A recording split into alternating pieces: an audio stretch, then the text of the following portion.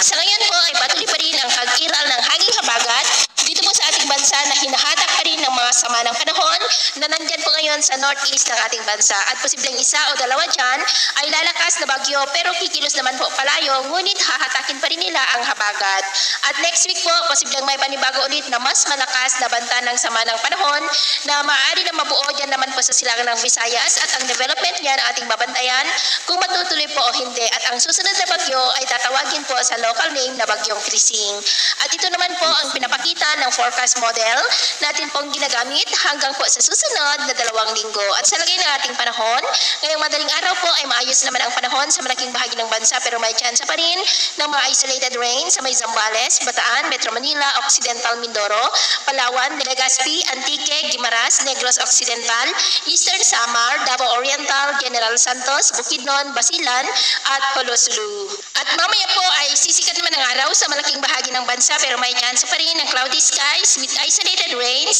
sa may Zambales, Bataan, Pampanga, Metro Manila, Rizal, Mamburao, ilang bahagi ng Palawan, Camarines Norte, Naga, Legazpi, Samar Provinces, Leyte, Bohol, Dumaguete, Hinubaan, Kabankalan, Dinagat Island, Siargao, Tagum, General Santos, Zamboanga, Polosulu, Basilan at Tawi-Tawi. At mamayang hapon po, mas maraming lugar ulit ang makakaranas ng mas maulap na kalangitan with isolated rains sa malaking bahagi ng Mindanao, Leyte, Bohol, Cebu, Negros, Panay Island, Mimaropa, Legazpi, Masbate, Metro Manila, Central Luzon at ilang bahagi ng Northern Luzon. Kaya kung lalabas po tayo sa ating matahanan, ugalin po natin lagi ang magdala ng kahit anong panangga natin sa init ng araw